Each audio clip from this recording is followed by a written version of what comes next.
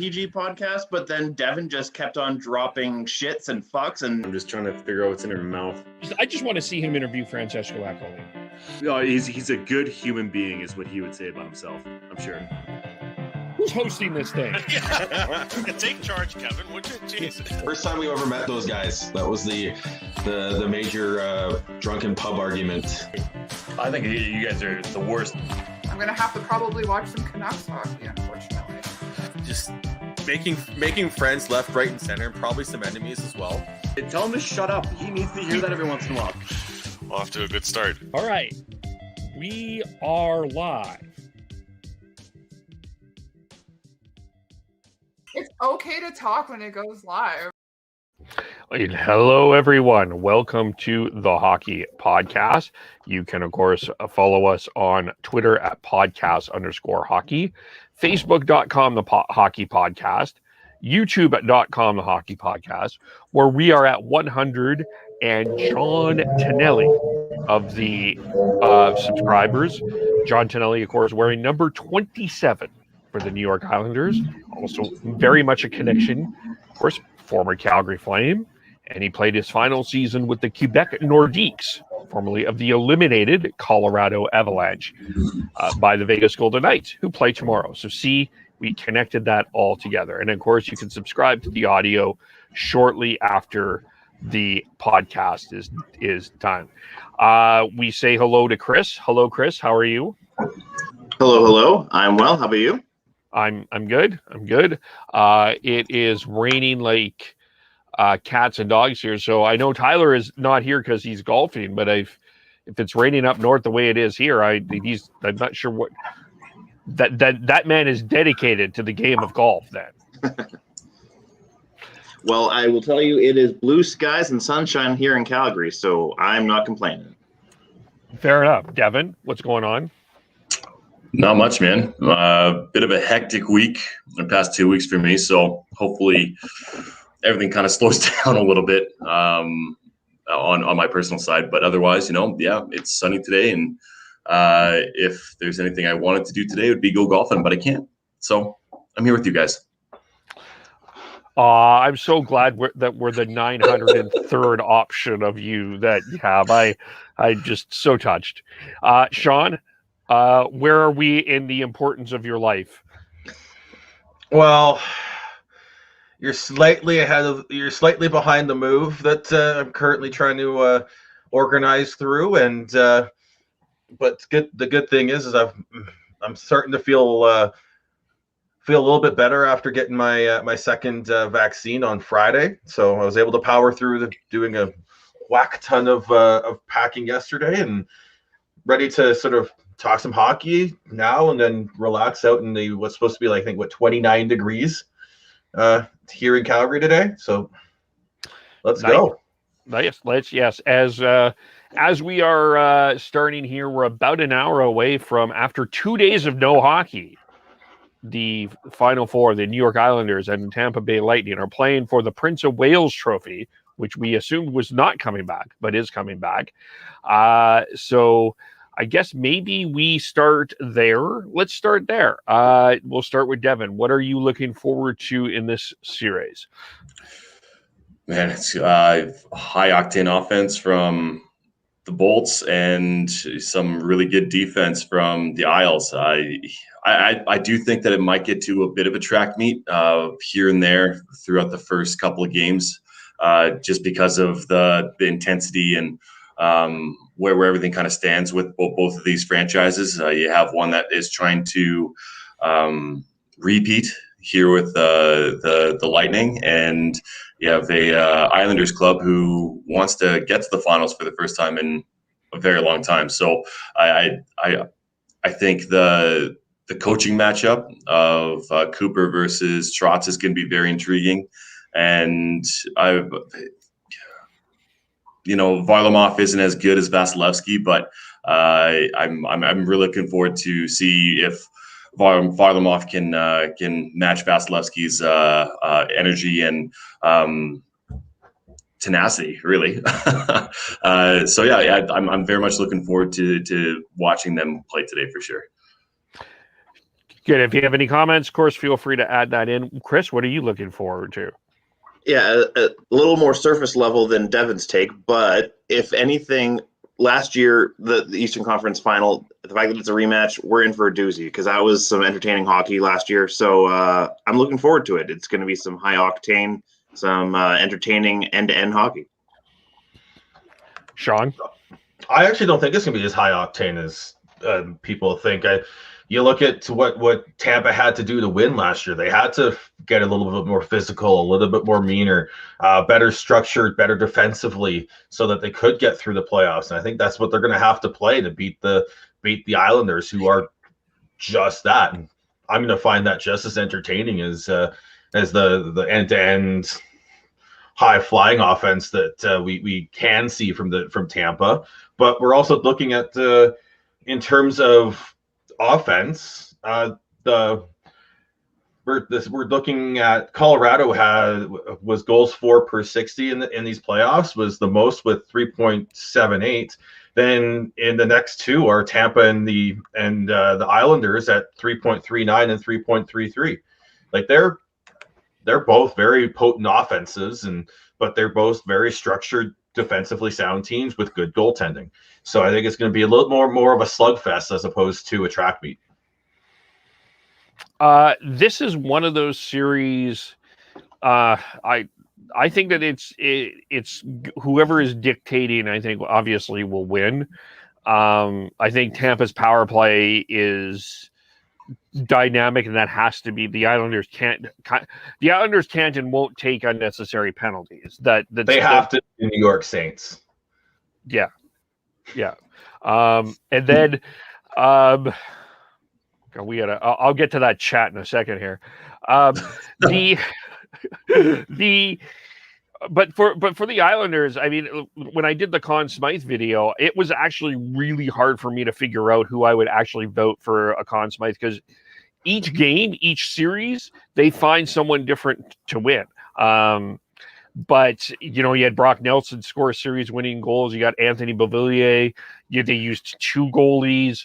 You had Jean-Gabriel Pageau win faceoffs against Patrice Bergeron. You've got that identity line. For Tampa, cap circumvention. We can talk about cap circumvention all we want. It's going to be that some are going to asterisk this if Tampa Bay wins the cup.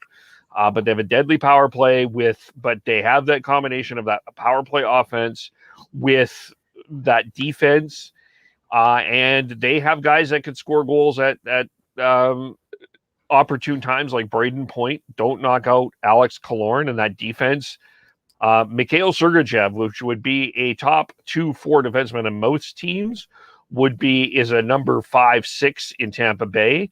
But even with the Islanders, though, we don't give that defense enough credit. Adam Pelech, some people wanted to put him in the Norris conversation. So I think this is going to be a long series, and for Tampa, if you don't want to go down, you don't want to go down 0-2. But I think if you're Tampa, you want to win both of your home games for sure. Because if you give that Nassau County Coliseum, which really, come on, that's the MVP of the Islanders, is that fan base. Then I think if the Islanders can split in Tampa, I think they have a better chance to win if they don't. But I mean, and then let's not forget from Graham Moseman, our friend Graham Moseman, Jordan Eberle is going to score 10 goals. Book it. Considering he's done so good this playoffs, he has 3 goals in 12 games there, Graham. And his shooting percentage is 9.7%. So it sounds like he's going to go off. Yeah, we're just waiting. We're just waiting for it. But yeah, I think that this will be a good series. And I think it has the potential to have a long and standing rivalry between these two teams. I don't think this is the last time they face each other in the playoffs at a third round level, and two great coaches. And I have Tampa winning myself, but I don't Tampa know in how many? How many games there, Kev?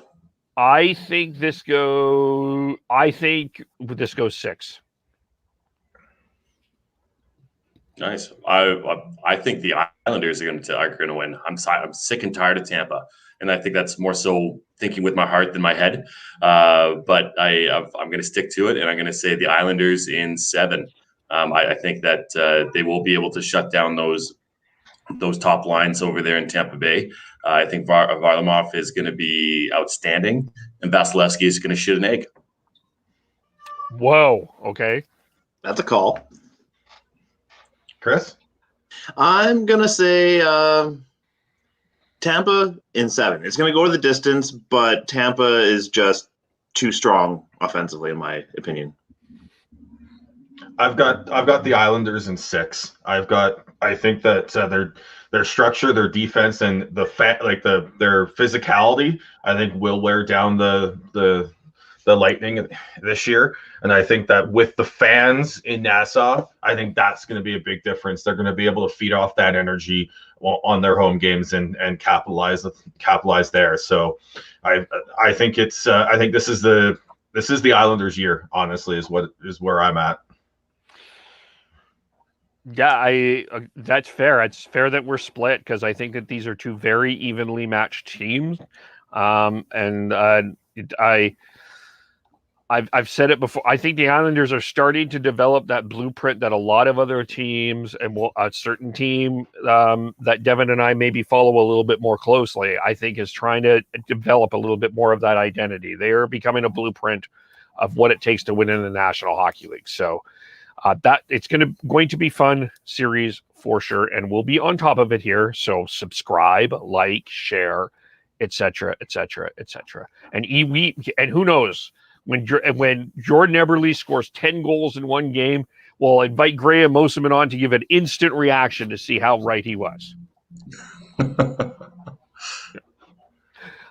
Tomorrow we have the Montreal Canadiens and the Vegas Golden Knights. The Vegas Golden Knights come into the series heavy favorites for those that bet. They come in with basically winning 4 in a row, but not sweeping the Colorado Avalanche, but certainly taking them down from a 2-0 deficit, I think is a pretty significant accomplishment to a very high-powered, high-skilled team that, everyone, a lot of people, including me, I had the Colorado Avalanche winning the Stanley Cup, and I was wrong. But how do we see the series? We'll start this time with Chris. Make sure I unmute myself first there. I am going to say for this one, it has to be Vegas, but my butt on that is that if Montreal is able to score first, they give themselves a fighting chance because when they have scored first in the game, they have a high tendency of winning during this playoff run. So that's their only saving grace. Otherwise, yeah, I'm going to say Vegas in 5. Yeah, but I think that's a good point. They do have to score first there, Chris. And if they do have a fighting chance, the Carey Price has to stand on his head.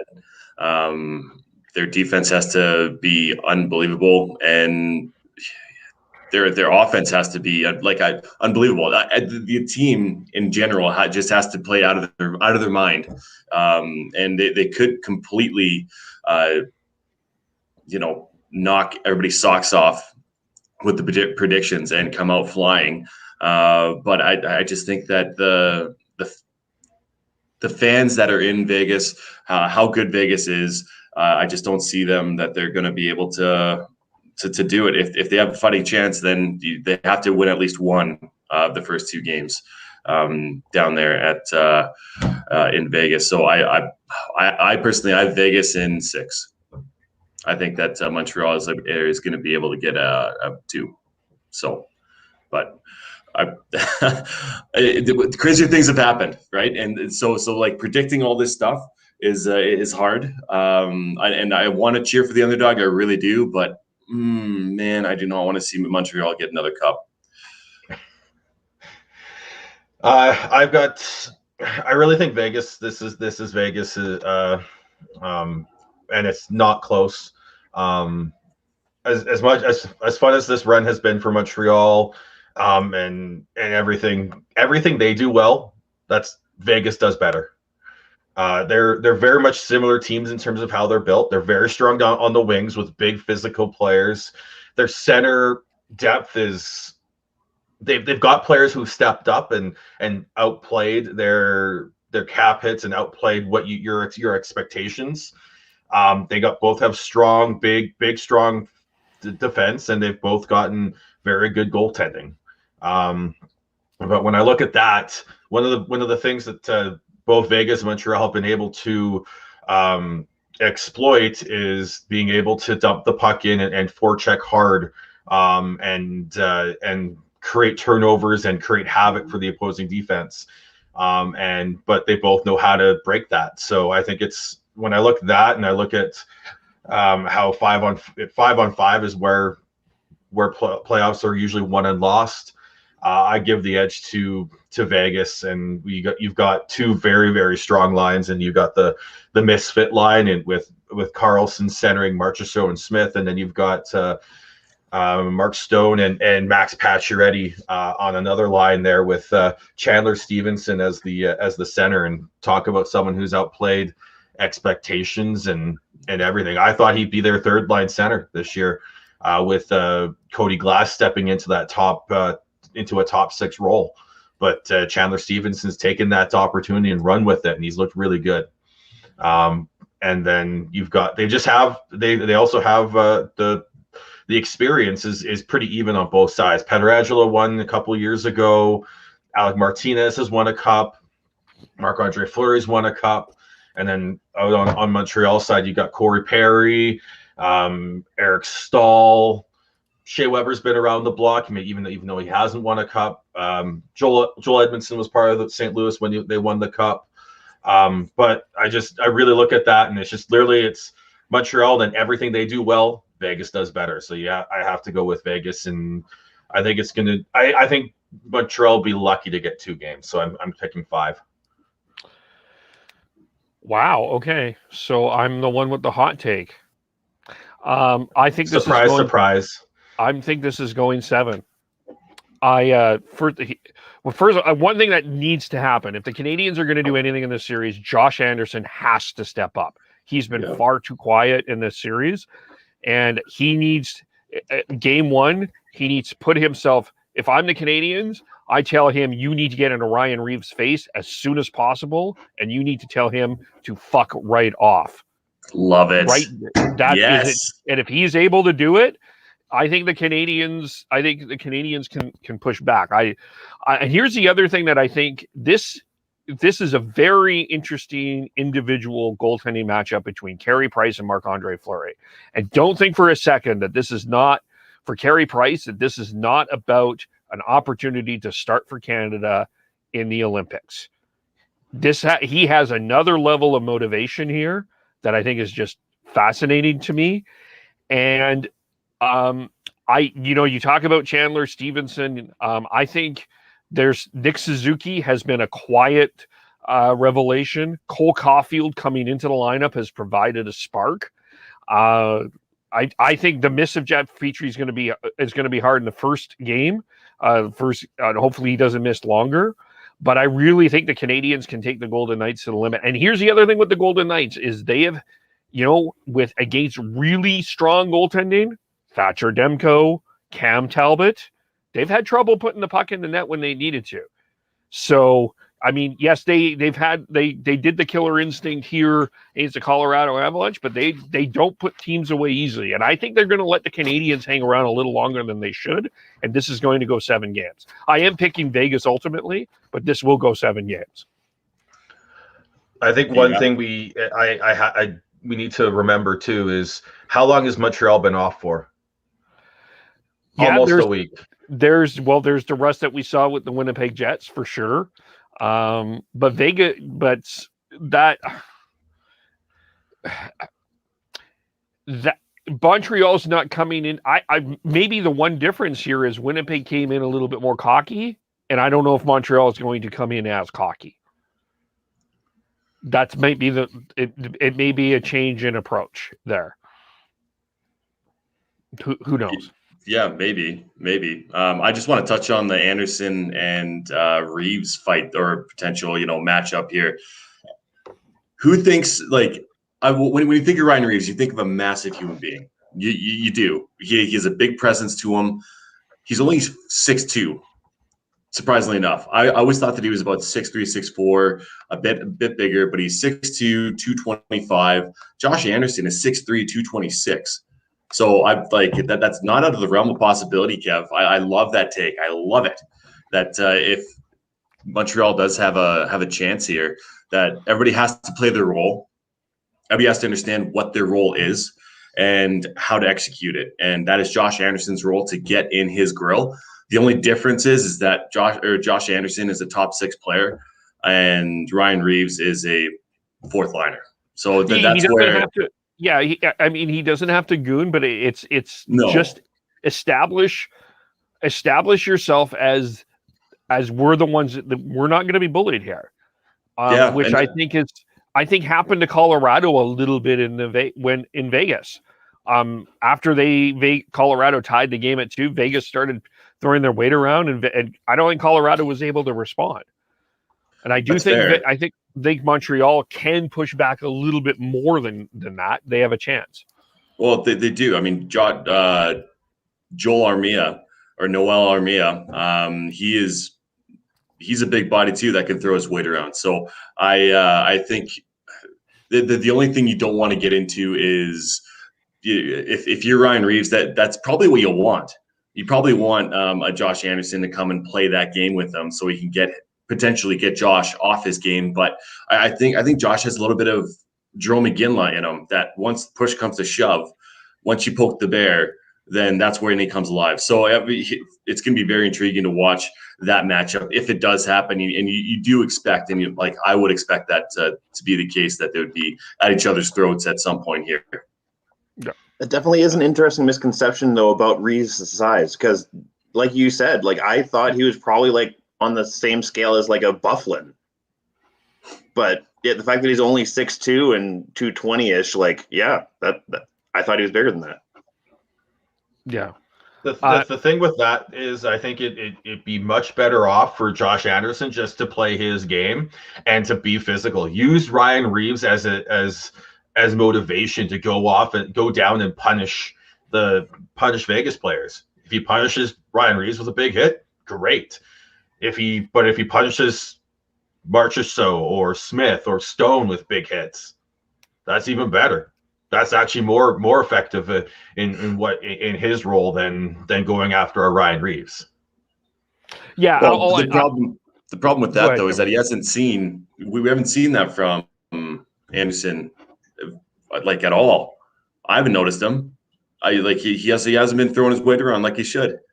And that's the issue, is that if there's going to be a spark within him, like I said, I think he has the Jerome McGinley potential to, if push comes to shove, he'll finally let a fire under his ass, and he'll be able to get going, because that's the Montreal Canadiens need that. That's why they brought him in, to be a power forward, to be that presence that you are scared of to go into the corners with, and he still has that hell of a shot and can score as well. So if they have a chance, Josh Anderson has to be playing. If they have a chance, everybody has to be playing at their best potential. Corey Perry has to be mucking it up in front of the net.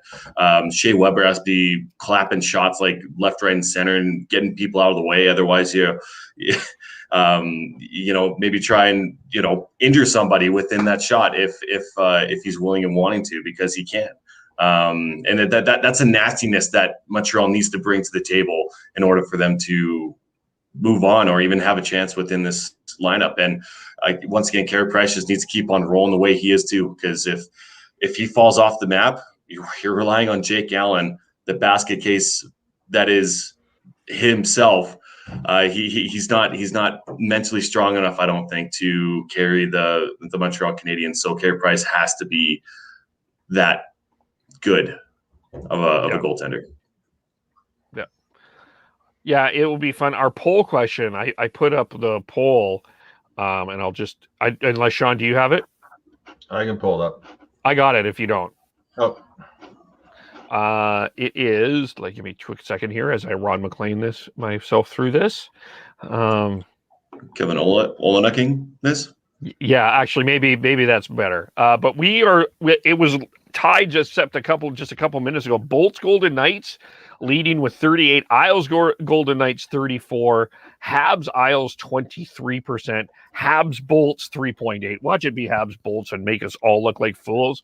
But anyway, yeah. So we're even split on that as well. But like we're unanimous that the Golden Knights, but we're split on the Islanders and the Lightning.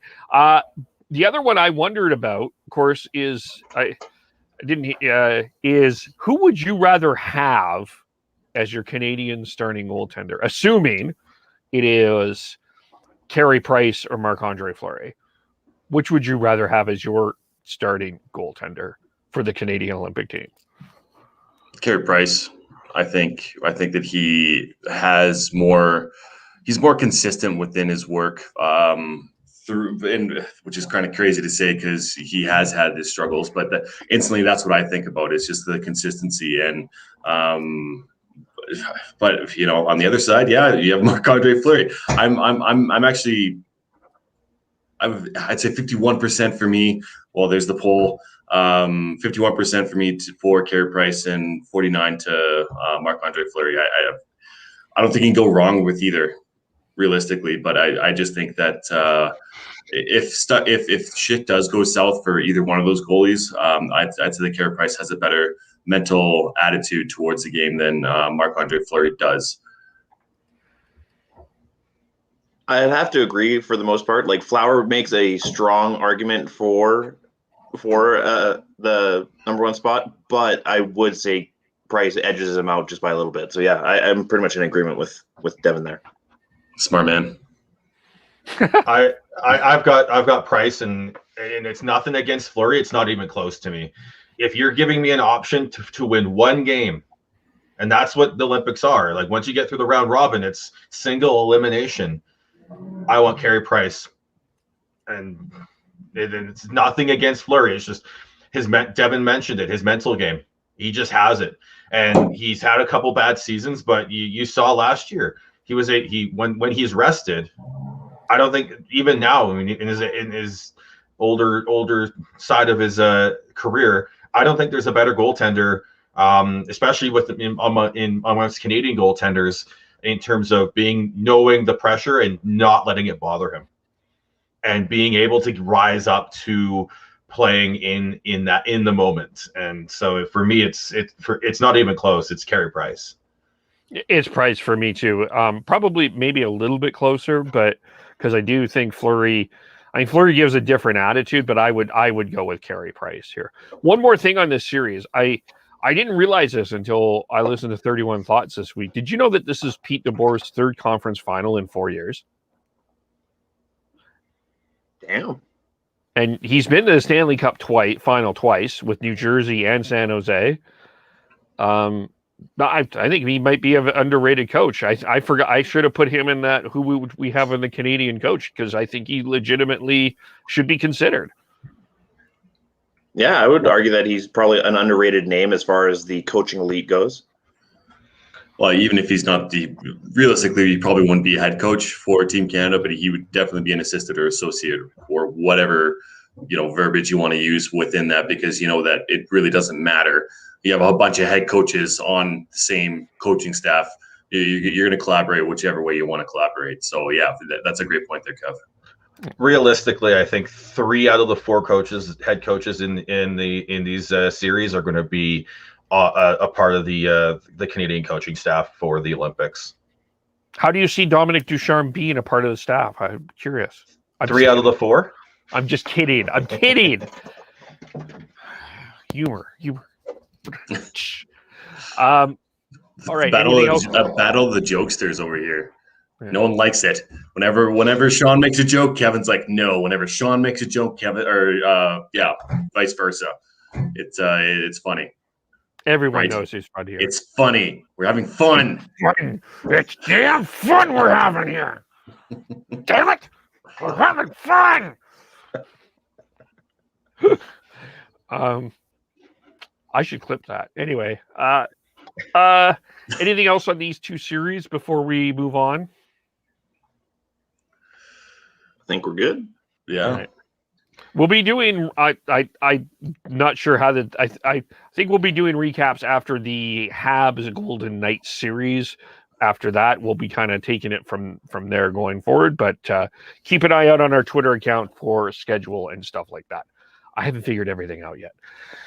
Let's just catch up here. We've had some news this week, both with the Flames and the Canucks. Well, maybe we'll start with the Flames this time because Devin's closer to me. Kirk Muller and Cale McLean, fortuitously, I don't know if you guys realize that, Sean and I were having a conversation this week about when Bradshaw was hired as the new coach for the Vancouver Canucks, of what was going on with the Calgary Flames. 1 hour later, Kirk Muller and Cale McLean were named assistant coaches with the Flames. Muller now an associate coach. Ray Edwards and Mark Tangellina have been moved on to player development. Devin, did you have any thoughts on that or? Yeah, well, I was part of that podcast too, Kev. I came halfway through, just saying. That's right, you were. Yeah, I've totally, but it was Sean and I that had the conversation though. Yes, it was the original conversation for sure. My take was I could see them going forward with the original coaching staff of Jelena. And who's the other guy who got fired? Ray or Edwards. let go. Ray Edwards. Thank you. They just moved. They weren't fired. They were moved to player development. They're still in the organization. Yeah. Right. Well, removed, replaced, whatever. My take was that if they went forward with that group, it would make sense. But if they went away from that group because of the new coaching change and potential big changes coming in the offseason, it wouldn't have surprised me that they did. But obviously they did. Kirk coming in, I'm very, very happy to see him come in. He's been a coach since 06-07 with the Montreal Canadiens. And then actually he was just with the Montreal Canadiens this past year as well. So, I think that's a great pickup for the Flames. More experience going along with Sutter at the helm. I think that's fantastic. And as per usual, it seems like you had the Flames have had the same kind of mentality of bringing up coaches through the system and rewarding them. Cale McLean, he was the Stockton Heat head coach last year, and I'm happy to see that they continued that trend with going forward here with that coaching staff. So I just think it with the Adam Ruzickas of the Flames and the Phillips. I believe that's his last name. Matthew Phillips. Thank you. Luke Phillips and Matthew Phillips. Both are in the Flame system. And, I think they potentially could be pushing for a spot here next year. And having Cale McLean at the helm, helping those younger players, I think is very beneficial for the Flames and the organization. So I think both ads are fantastic. Any other thoughts on that? The other question is, Dev, you talked about them bringing people up from through the system and promoting them from within. I think that's great. I think going that way is good. But I also think that bringing in some fresh eyes with Kirk Muller, I think is going to be huge. We've talked. They've gone through so much, so many head coaches, and they all the same people seem to be we're continuing to keep assistant coach jobs, and I think it's like getting some fresh eyes into the organization who wasn't part of everything that's gone on and has been part of other organizations and seen different things is really important for them to figure out what they need to do to take that next step or get back into the playoffs and become competitive again. And the other thing we talked about, Devin, does this indicate to you that you see a seismic franchise altering trade in the offseason? I think they're going to try. If they're not going to get the return that they want out of it, then they got to have a plan B and go through the season. And if they don't make the playoffs, then I could definitely see a trade happening within that time period. And that's usually when teams overpay as well for those players, because you do want to show Monahan on your team to bring you some depth. Maybe not as a cornerstone player, but he definitely does have.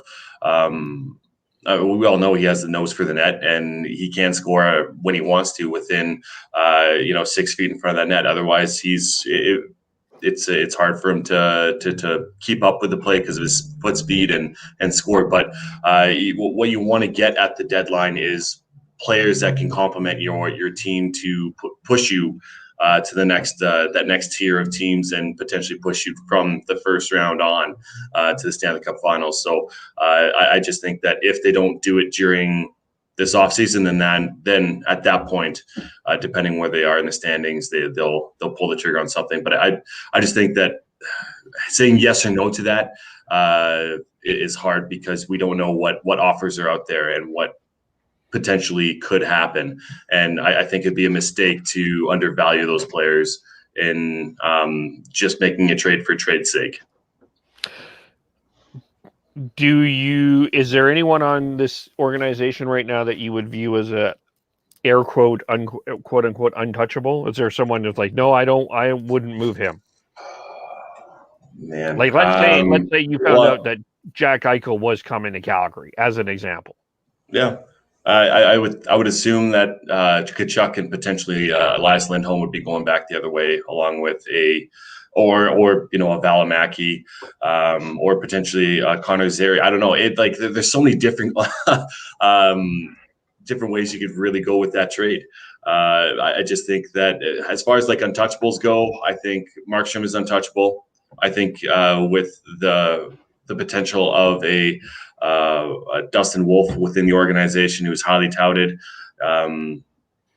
It gives him time to kind of get the ball rolling with him, and then at the end of Markstrom's contract, then Dustin Wolf can kind of learn from him, and they can pass the torch on from there. And I'm kind of hesitant to say those things because we thought John Gillies was going to be that. We thought Tyler Parsons was going to be that next goalie. We thought Mason McDonald was going to be that next goalie. And we've talked about it multiple times on here that goalies predicting goaltenders is a bit of voodoo, and it's a bit of you got to be very careful on what you say and how you say it. But as of right now, that's my thought process, and I'm sure that's what the Flames are thinking right now.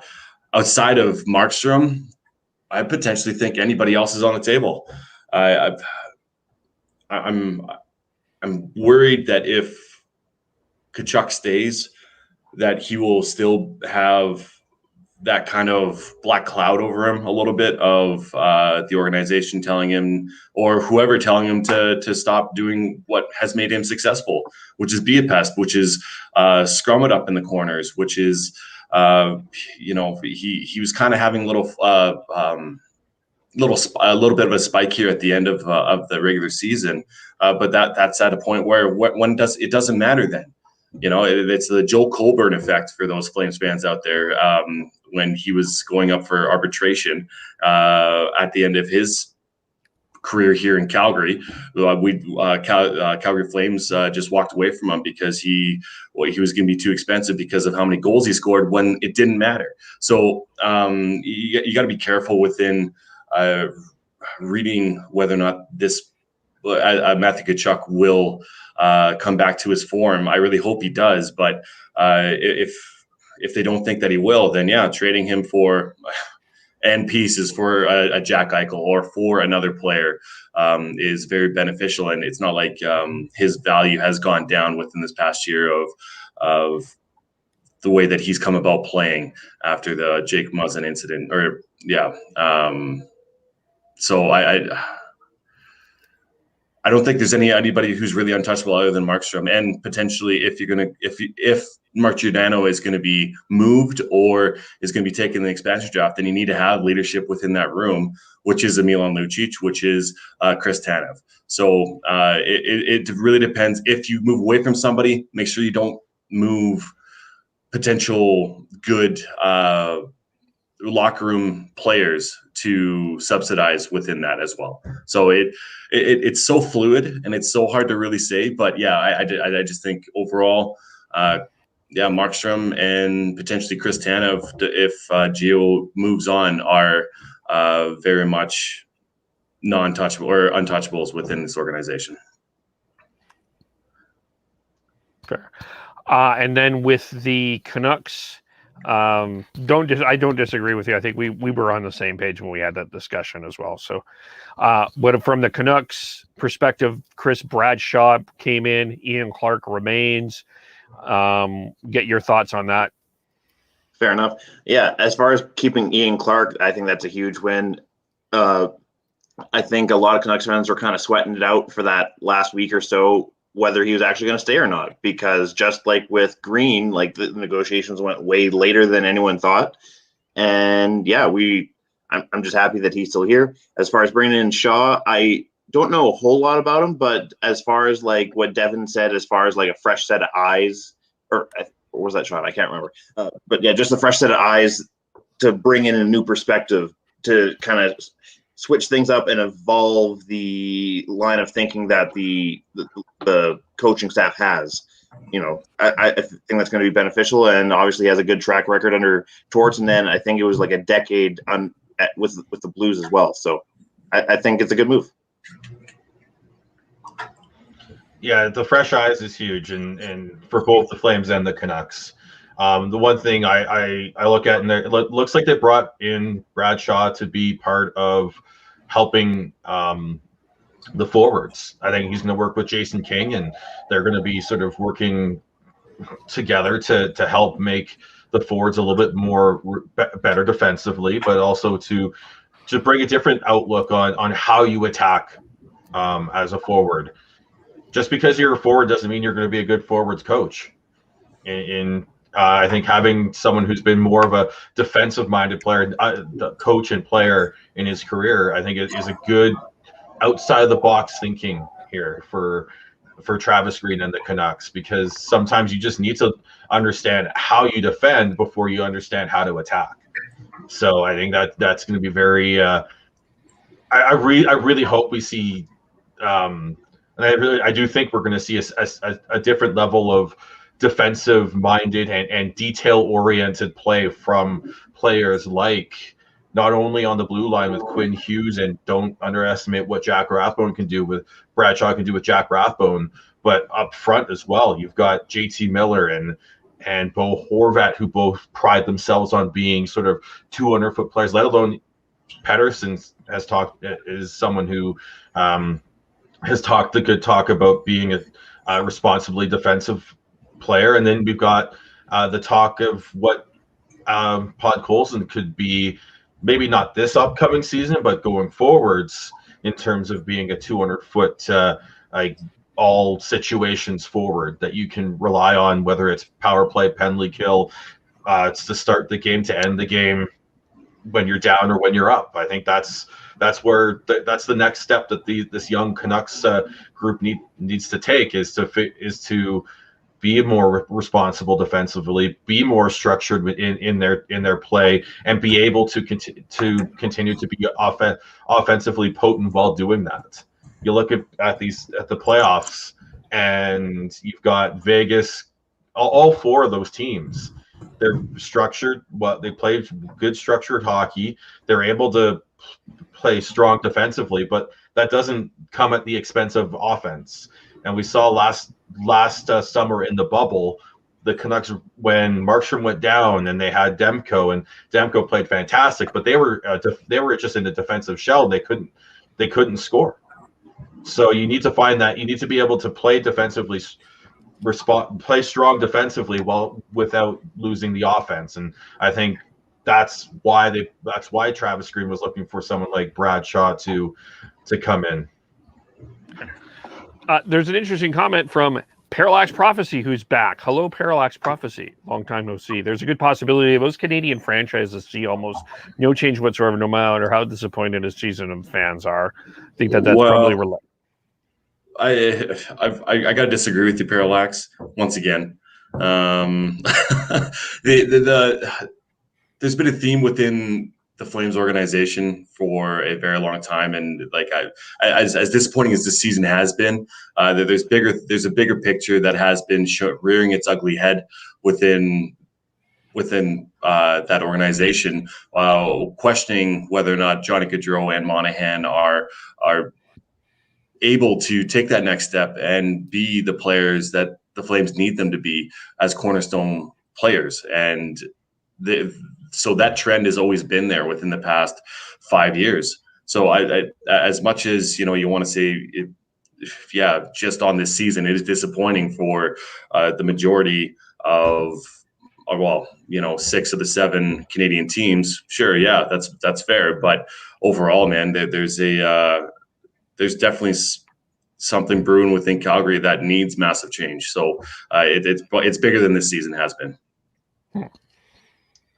I agree with you there, Dev. I think you look at how disappointing the things ended in both Toronto and Winnipeg in the playoffs, how Vancouver's season went, how Calgary's season went.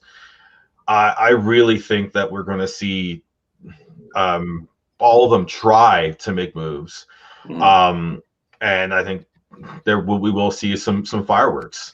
With the Flames, all we've heard is Brad Treliving's been in on everything. But now's the time where I know, Dev, you talked about how they need to find the right deal. And yes, they need to find the right deal, but it's also time to put up or shut up. It's not that this isn't, and don't take this the wrong way, Dev. I worry that you might, but this isn't the try hard league. This isn't the try, like you show effort and we'll give you props for it. This is time for results with Brad Treliving, and he needs to make the right moves, whether it's not a trade or a trade.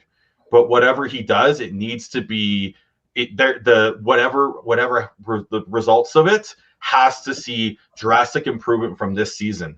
So, like I said, I don't think we can say that it could be a trade or not, but whatever it is, there needs to be tangible results from it. Otherwise, that seat's going to get very, very hot. Oh, it's already hot. I agree with you. Mm-hmm. It isn't the try-hard league. It's results-driven league. Just at the San Jose Sharks. Talk about being a bridesmaid. How many years in a row? Yeah, they try so hard, and they got zero results from it. Patrick Marleau, Joe Thornton, they weren't able to get it done. So I agree with you, man. Talk about some sort of change within that locker room. And this is what I wanted to say after the Canucks talk was, if Mark Giordano gets taken by the Seattle Kraken, you lose that leader in that locker room. And you got to realize that that's a massive change. Whether or not there's a trade with Monahan, Gaudreau, or another player like that, that's massive, like huge. So I think that if that's the case, then you don't want to move too many people around within that room, unless you want to make a massive shift within that locker room and a massive shift on the ice. That could be a good possibility. Look at the coaching staff; they just it's not a big change, but Daryl Sutter, he's still new. He still has to have a training camp with these players, and we've talked about this before as well. That he's sent out a training program for the players during the off season. And so you gotta expect that this team is going to be working hard every single night, and don't think that they're gonna. I'd be very. I think it'd be hilarious and funny if they brought back the Flames hard hat for player of the game, because that was at the same time that they had that was when Daryl was back on the bench as well. So I think that's not out of the realm of possibility either. Well, just the one thing I will say though is having Martin Jelena leave the coaching staff. I do think is a significant move. He's been with this he's been an assistant coach for a long time. So I do think that to me symbolizes a pretty significant change. And I think fans love Martin Jelena. I think that's fair, but I also don't know if Flames fans really truly understood what Martin Jelena's role was. Well, that's a great point, Kev. He's been with the team since 2012, 2013. So it was almost a decade, just short of a decade, that he was an assistant coach. And throughout that entire time, talk about his playing days, he was, a game clincher or a series clincher pretty much every series. And it should have been the game-winning goal of the Tampa Bay over the Tampa Bay Lightning, but that's a long time ago. Yes, but just saying, it was in. Yes, it was in. So hashtag auto kicked it in. If we're gonna go back, we might as well go 30 years back. We're talking about the friggin' Flames right now. God damn it, man. That is the Flames. I know. I'm just saying. Anyways.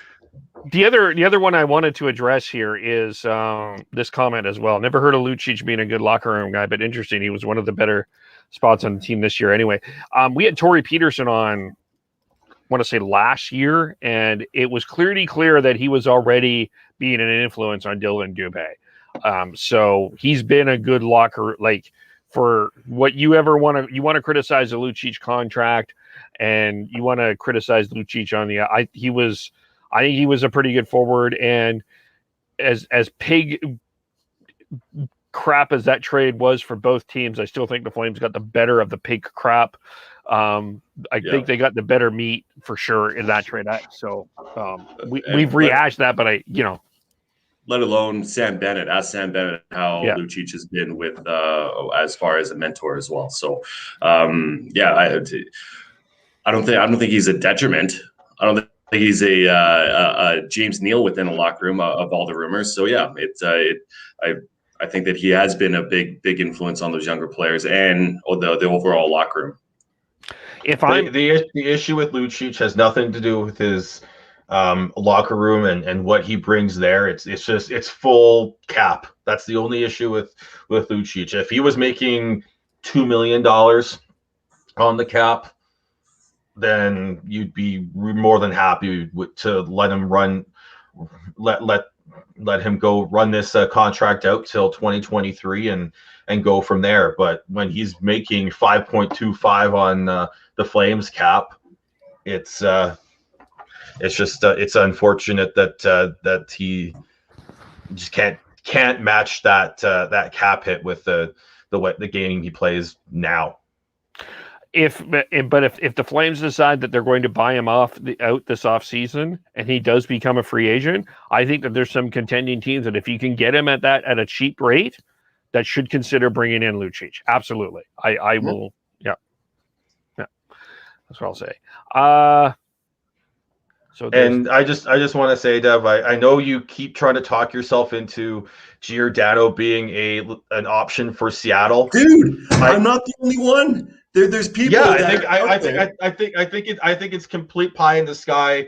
People trying to get him off of the team, move on, and start a new page in Calgary. I think that's all it is. It's the same thing as what you're calling out Canucks fans for looking at Holtby or one that like a Roussel. I think are the two that are the options there if they don't go cheap. Then you're comparing the two. Like, I'd rather have a Giordano than a Roussel. And I truly would rather have a Giordano than a Holtby, the way that he's played. So I'd say it's not as high in the sky because there's multiple people talking about it, man. Good insiders are talking about it. So I don't think that it's out of the realm of the possibility that he could be potentially gone. And what better person to have as a potential leadership core than Giordano within this first season. And I like I said, it's not just getting that off the books. It's about managing your assets. And he's still a good top 4 defenseman. It's just not at that time on ice. And that's going to be the problem is that he's going to be run to the fucking ground by Daryl Sutter. And he's not going to be that player. But if he goes somewhere else and the Seattle Kraken, I think they're looking at the long-term picture instead of the short-term. That's what I've been hearing as well. And at the trade deadline, retain more assets at the trade deadline and trade him to a contender. I think the Flames, this is the way I'm seeing it. The Flames will leave him unprotected, but they will make a deal with Seattle that they don't take him. I still think he remains with the Flames. Man, then you're handcuffing, because you're handcuffing the Flames within that. They're doing that to themselves. If that's going to be the case, that's man. I guess what I'm getting at is what price. At what price are they willing to, give the Seattle Kraken a break? And they'll drive that price right up, because they will say, if depending on which way Treliving's going to go, oh yeah, we don't want you to take Giordano, but we'll leave him unprotected. It's like, okay, well, it's going to cost you a second. It's going to cost you a third. Well, it's tough though, because like if you're protecting Giordano, you could potentially lose another pretty significant piece on there, right? So that's the one thing. So I'm just looking at this. I'm looking at this from the Flames' perspective, and from Daryl Sutter and Brad Treliving's perspective. As much as I think the fans would like to see Mark Giordano move on, I don't know if the Flames want to see Mark Giordano move on. The thing would be, okay, what is his impact in the dressing room? Was he the one to shut down Matthew Tkachuk? Was he the one that spearheaded that conversation? We've talked about this dressing room for a very long time, and who's been at the helm? It's been Mark Giordano. And I'm not. All I've heard is good things about him as a person. Obviously, he does great charity work within Calgary. He's a good human being, but I just question where he stands within that locker room and how much influence he does have there. That's in the locker room, and then I just think that overall, you're the best way to go about it by managing assets, like you said, leave them unprotected. And if Seattle takes them, they take them. Don't make a deal. But once again, I just think that the price would be too high for the Flames to say, okay, yeah, let's get a deal. Let's make a deal. And like I said, it could be a second, a third, it could even be a fourth. But a fourth rounder is a Mangiapane, a potential, right? So like having those lottery tickets, some people call them, within the later rounds, they pay off. Sorry, you finished? Sorry, I didn't want to. No, I cut you off. I just wanted to add that. Yeah. No, you're good. The only thing, just back to that whole controversy, can I throw a wrench into what you're saying? Because I understand what you're saying, but what if whoever said was said to Tkachuk didn't take it the way it was meant? What I mean by that is sometimes there are people that, there's constructive criticism out there that is valid, and people need to listen and don't take it the way it is meant. Maybe it wasn't Matt. He needs to completely tone it down. But maybe the wording was, you just need to be smarter about what you're doing. Maybe it was worded like I understand why we're taking Matthew Tkachuk's side in some ways, but I also, the other side of that is we don't know the full extent of that conversation and what was said. Well, that's an interesting perspective flip. Yeah, absolutely. And if that's the case, then Tkachuk has some fucking growing up to do. Right. There's some sort of maturity within that, and then that is an issue in and out of itself. I just have a hard time thinking that Tkachuk, with that bloodline, would have that kind of a pity, oh, who, me, oh, no, attitude. I'd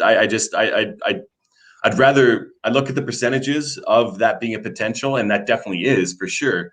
But I see it more of a old time group being like, no, man, you gotta tone it down. And then I guess, yeah, Tkachuk could potentially have done that for sure.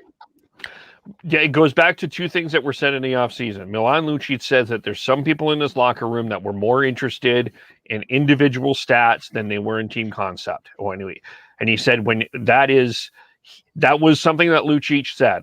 He says, but he didn't say that I specifically. He said, when you're interested in more individual stats than team results, you get results like this. He said that. Direct quote.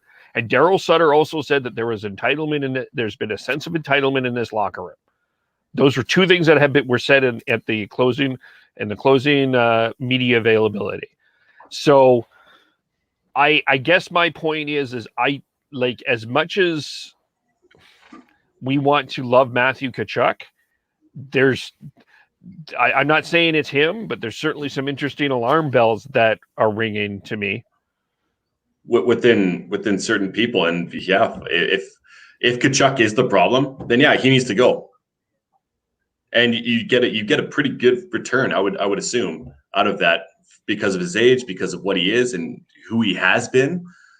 Yeah, that might be a saving grace within the Flames organization, because he does have that high value, and potentially, if hopefully they can keep that quiet about who that is in that dressing room before that trade or change is made. But I'd say it's a good problem to have if you're tree living, because of his value. But Daryl Sutter also said that he wants to find out who told Tkachuk that as well. And I think we don't know all the information, and all of this is pure speculation and like educated guesses based off of the information that we have out there. I agree. I think there is we talked about there's something wrong in that dressing room, but it's also been that way for several years before even Tkachuk showed up. I think there was some questions about that. So I think it's going to be, and this is why I think, going back to when the talk about why I think there's going to be I think there's going to be a big trade out of Calgary, because they want to shake up that locker room and take away that comfort, take away that complacency. Like, they have to find a way to get these players a little more uncomfortable. And Daryl's that way with how he coaches. He likes having these players not comfortable and a little bit on edge. He feels that they play better that way. And I tend to agree. When you're not comfortable and you're not fully comfortable in your position, you want to be somewhat, but if you're still thinking, well, there's still Mangiapane coming up, there's still Dylan Dubé coming up, there's still Connor Zary, and there's still Pelche coming up. Thank you. You've got that. Don't count out someone like who they got in the Sam Bennett trade. Toivonen, I believe his name is. No, I don't think it's Emil. Emil. It's an H. Heinen. Yeah. There you go. Yes. But don't count him out. If he comes over from I think he's playing in Finland. Don't count him out as pushing for a spot. Let alone, Devin mentioned, you've got Matthew Phillips, Luke Philp, and Adam Ruzicka coming up. I think there's something there, and I think that's why I think there's going to be a trade, whether it is Tkachuk or Gaudreau or Monahan or maybe someone else. I think there's going to be a big shakeup in that locker room because of all the talk we've had and the fact that Daryl Sutter likes to have his teams playing on the edge, a little uncomfortable. Once again, you said it's been before Tkachuk has been there, and I can only think about the leadership group within that room, and that's why I think Giordano should be questioned to a certain extent. And I'm not saying he's not a once again a good person or a good captain, but maybe that's not what the Flames need. Yeah, sure. Anything else we want to talk about? Well, I think we got. We want to talk about ESPN sort of announcing that they're bringing in Kevin Weeks as their as an analyst for them going into next year, and I think that's fantastic. He's a very, very well-spoken guy who has some personality. The Alex Texier shootout goal comes to mind when thinking about Kevin Weeks, as well as Brian Burke calling him the goaltender of the future for the Canucks back in the 90s, part of the first Pavel Bure trade. And then they also added PK Subban as an analyst for these playoffs, helping lead into that. I think that's a good ad for them for the next month or so. I see PK Subban probably he will be part of that ESPN team next year. I can see him. I don't think that's the last of him, and I don't think it'll be next year, Kev, because he's still going to be playing. But I think it'll be once he retires, he'll definitely go right into media. Yeah, that was kind of my question as well. Is like, why are we talking about Subban while he's still technically a player? But yeah, he just like a Kevin Bieksa type, he very well just perfect transition right into being a TV analyst. Yeah, he has 1 year left. Yeah, I think a hockey night is missed the boat a little bit. Not bring. I know that we've talked about the over studio eyes of him, but I think that there was a way to bring. I think they should have found a way to bring in PK Subban in some way, shape, or form. I think they can. I don't think that's out of the realm because he's a Canadian boy who wants to. And he's a former Canadian. Again, imagine him and Bieksa on the panel together. Woo! Woo! Talk about fireworks. Yeah, and I still think they can. I think going forwards, but like I said, this was literally just for the playoffs, and they've done. I really like the outside of my growing frustration with Ron McLean. I really like Jen Botterill. I really like Kevin Bieksa in that roles. Rudy and Cassie Campbell have been solid, and you've got Friedman. There's no room for him right now. Maybe in the future, but right now with what they've got, they've got a solid crew, and ESPN bringing him in is good. And like I said, if he decides to retire after next season, he'll be able to walk right into whatever studio he'll sign on with and be very good. Don't forget about David Amber. Yeah, Amber's good. More of him, please. Yeah, you could do a David Amber PK Subban segment for every Canadiens game. We're running through the final four if they get to the finals. I think they've decided to go with this one, and I think it's fine. No, I know nothing wrong with what they have, other than my hate for Ron McLean. I'm just saying. I think that if I was in the boss's chair, I would see if I can find a way to get him there. You're right. They've made a decision, but I think that there's creative ways to get around that. I'm not just out of curiosity. How many years left does Ron McLean have on his contract? I just searched that up. I haven't found it yet, but all right, we'll let that burn. No, let's be quiet. I'm looking. I'm just kidding. Yeah, I don't know. Either way, you got to expect. I think he'll probably realize that he needs to step down before he gets fired, or they'll come to a mutual agreement of where he is at that time. But maybe I'm defending him a little bit more than I should, but I love Ron. I love him, and he's been a staple. And I want people to understand how he has, how big of a figure he has been within the hockey and Canada, hockey night in Canada and hockey in Canada. Let's give him a bit more respect. We all know who he is. Bob Cole, at the end of his career, he mixed up people's names all the time, but no one gave him shit because he's Bob Cole. And I hope Ron McLean can get that same respect. There is a way that you can use Ron McLean that doesn't have to be full-time on intermissions.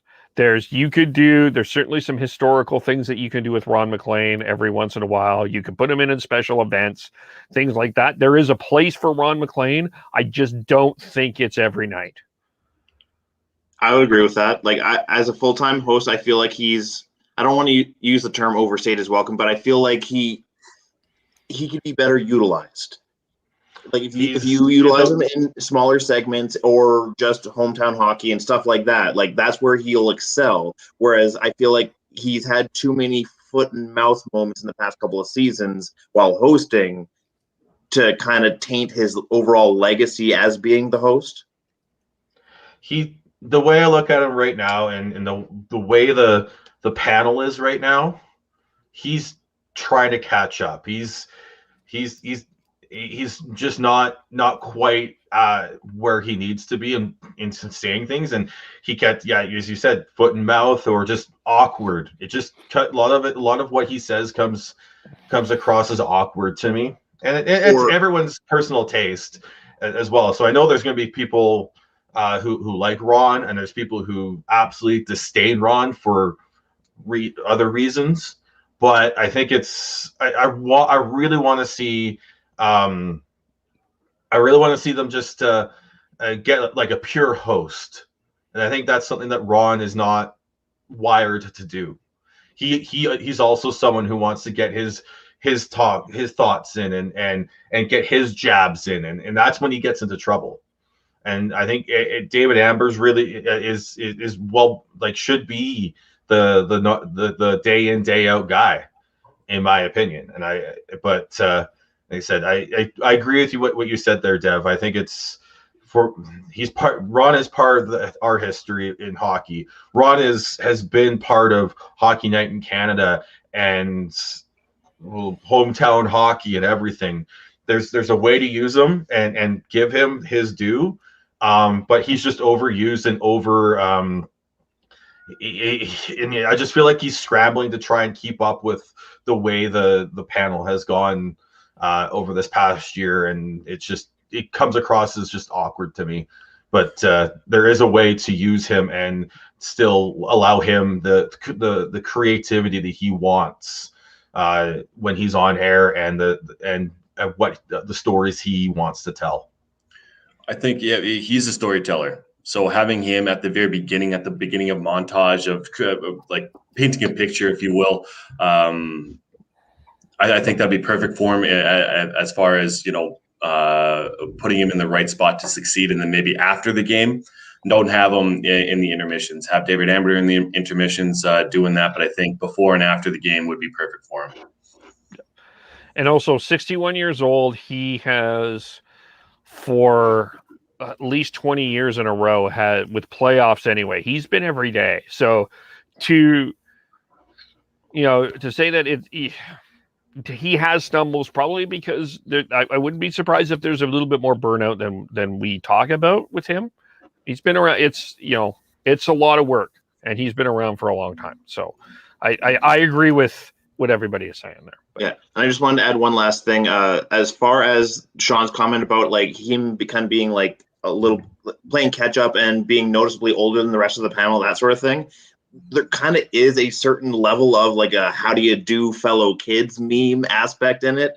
Like he almost feels like he doesn't kind of vibe with the rest of the panel at this point. And yeah, I have to agree with like the whole moving to David Amber as like the full-time intermission guy is probably the better move.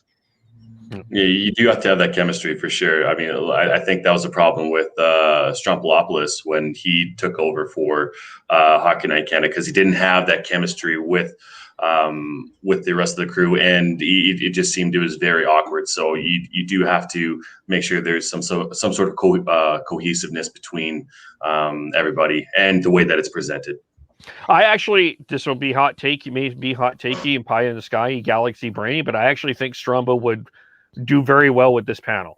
I actually was going to jump in and say something very similar, in the sense that like when Strombo first came in, it was still the old boys club. The panel was old and boring and stale and whatever you want to use to describe that. But now that they've brought in BX and a bunch of younger, more newer talent to that group, I feel like Strombo actually would vibe a lot better now. It's just that I'm pretty sure at this point, now that it's been several years past it, Strombo has no desire to come back to Hockey Night. He did an interview. Oh, go ahead, Sean. Yeah, I was going to say, he was the outsider for the exact opposite reason that Ron's the outsider now. Like Ron fit in with that group, the Doug McLeans, the Nick Kiprioses, PJ Stock. The PJ Stocks and all that. Like, he fit in with that group. And now that we've gone this way, which is a lot, I find a lot more entertaining. Like I said, there's ways to put him. I would love. I think he's great in his role on hometown hockey, and I really hope that comes back because I think that is a fantastic program that shines lights on a lot of really good stories that need to be told. But now I think it's time for them to shine the light on some more talent.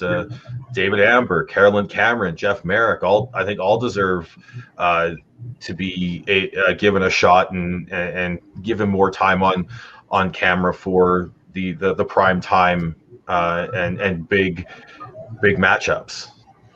Yeah, Merrick is criminally underutilized in my opinion. Speaking of someone who would fit right in with that vibe with the way the panel has gone. Yep. All right, let's leave it there as the game has started between the Islanders and Tampa Bay. So we're missing a couple minutes of this. Oh my gosh.